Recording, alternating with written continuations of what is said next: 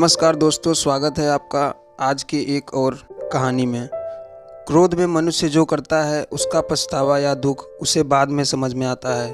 तो चलिए आज हम इस स्टोरी के माध्यम से जानेंगे कि क्रोधित व्यक्ति को कैसे हैंडल करें। एक बार की बात है, गौतम बुद्ध अपने शिष्यों के साथ बैठकर उन्हें कुछ समझा रहे थे। बुद्ध के सभी शिष्य बुद्ध को बड़े ध्यान से सुन रहे थे। बुद्ध और उनकी सभी भिक्षु यह देखते हैं कि उनकी तरफ एक आदमी बड़ी तेजी से आ रहा है और वह आदमी बहुत क्रोध में है और वह बहुत कुछ बड़बड़ाता आ रहा है। उस व्यक्ति को देख गौतम बुद्ध के कुछ शिष्य समझ जाते हैं कि यह व्यक्ति कुछ गलत करने के उद्देश्य से गौतम बुद्ध के पास आ रहा है। इसलिए गौतम बुद्ध के दो शिष्य दौड़कर उस आदमी के पास चले जाते हैं और उसे रोक लेते हैं। वह शिष्य उस व्यक्ति से पूछता है कि तुम कौन हो और तुम्हें किससे मिलना है। वह व्यक्ति गौतम बुद्ध के शिष्यों से कहता है कि मेरे रास्ते से हट जाओ, आज मैं इस बुद्ध को सबक सिखाकर ही रहूँगा। उस व्यक्ति की बात सुन गौतम बुद्ध के शिष्य उस व्यक्ति को शांत करने की कोशिश करते हैं, पर वह व्यक्ति शांत नहीं होता। बुद्ध उस व्यक्ति को देखते हैं और मुस्कुराते हैं। फिर अपने शिष्यों से कहते हैं कि मेरे प्रिय भिक्षुओं, उसे आने दो मेरे पास, वह मुझसे कुछ कहना चाहता है। बुद्ध की आज्ञा का पालन करते हुए बुद्ध के भिक्षु उस व्यक्ति के रास्ते से हटते हैं। फिर वह व्यक्ति बुद्ध के पास आकर खड़ा हो जाता है। जैसे ही व्यक्ति बुद्ध के पास पहुंचता है, वह बुद्ध को गाली देना शुरू कर देता है। बुद्ध उस व्यक्ति की गालियां सुनते रहते हैं, परंतु उसे कोई भी उत्तर नहीं देते हैं। बहुत देर तक बुद्ध को गालियां देने के बाद वह व्यक्ति अपने मन में सोचता है कि मेरी गालियों का तो बुद्ध पर कोई भी असर नहीं हो रहा है। इसलिए उस व्यक्ति का क्रोध और भी ज़्यादा बढ़ जाता है और वह व्यक्ति बुद्ध के ऊपर थूक देता है। उसके बाद बुद्ध एक कपड़ा उठाकर उस थूक को पोंछ देते हैं। यह देखकर गौतम बुद्ध के सभी भिक्षुक क्रोध से भर जाते हैं, पर बिना बुद्ध के आज्ञा के कोई भी भिक्षुक अपना क्रोध प्रकट नहीं करता।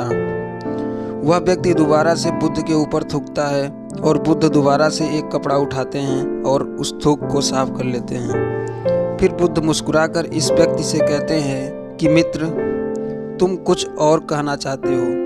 जैसे ही वह व्यक्ति बुद्ध का यह प्रश्न सुनता है, वह व्यक्ति भीतर तक हिल जाता है।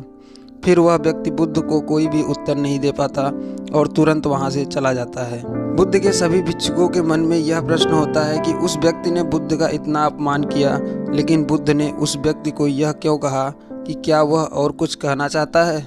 सभी भिक्षुओं में से एक भिक्षु बुद्ध से कहता है कि आपने उस व्यक्ति से यह क्यों कहा कि क्या वह कुछ और कहना चाहता है, जबकि वह तो स्पष्ट था कि वो व्यक्ति यहाँ कुछ कहने नहीं आया था, बल्कि वह तो आपका अपमान करने आया था। वह व्यक्ति बुद्ध का अपमान करके अपने घर तो चला जाता है, लेकिन वो पूरी रात सो नहीं पाता है। उसके मन में सिर्फ यही प्रश्न घूमता है कि मैंने बुद्ध का अपमान किया, उन्हें गालियाँ भी दे दी, फिर भी उन्होंने मुझसे यह क्यों पूछा कि क्या मैं कुछ और कहना चाहता हूँ, जबकि मैं वहाँ कुछ कहने नहीं बल्कि उनका अपमान करने गया हुआ था। अगले दिन वह व्यक्ति सुबह सुबह उठकर बुद्ध के पास जाता है और उनकी चरणों में लेट जाता है। बुद्ध के सभी शिष्य उसको देखकर आश्चर्यचकित होते हैं कि जो व्यक्ति कल बुद्ध का अपमान करके गया हुआ था, आज वह रो रहा है और बुद्ध के चरणों में पड़ा हुआ है। बुद्ध उस व्यक्ति को उठाते हैं और उस व्यक्ति से कहते हैं कि मित्र, क्या तुम कुछ और कहना चाहते हो।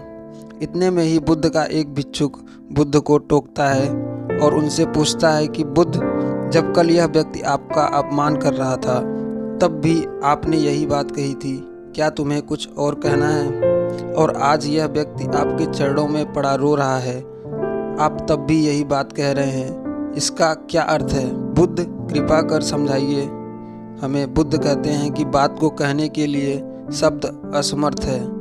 कल भी यह व्यक्ति मुझसे यह कहना चाहता था, पर शब्द असमर्थ थे, इसलिए क्रोध में आकर उसने मुझ पर थूक कर वो बात मुझसे कहने का प्रयास किया, और आज भी शब्द असमर्थ है और उसकी वजह से इसके आंसू कह रहे हैं जो यह कहना चाहता है। उसके बाद वह व्यक्ति बुद्ध से कहता है कि बुद्ध, मुझे क्षमा कीजिए, मैंने आपका अपमान किया है। बुद्ध कहते हैं कि तुम्हें क्षमा मांगने की कोई भी आवश्यकता नहीं है, क्योंकि क्रोध भी तुमने किया और उसकी पीड़ा भी तुमने ही पाई है। इसमें तुमने दूसरे किसी को क्या नुकसान पहुंचाया है। बुद्ध अपने सभी भिक्षुओं और उस व्यक्ति से कहते हैं कि क्रोध जलते हुए अंगारे की तरह है जिसे हम अपने हाथों में पकड़ते हैं किसी और पर फेंकने के लिए, लेकिन हम ये भूल जाते हैं कि सबसे पहले उस अंगारे से खुद का ही नुकसान यानी कि खुद का ही हाथ जलता है। उम्मीद करता हूँ दोस्तों यह कहानी आपको अच्छी लगी होगी।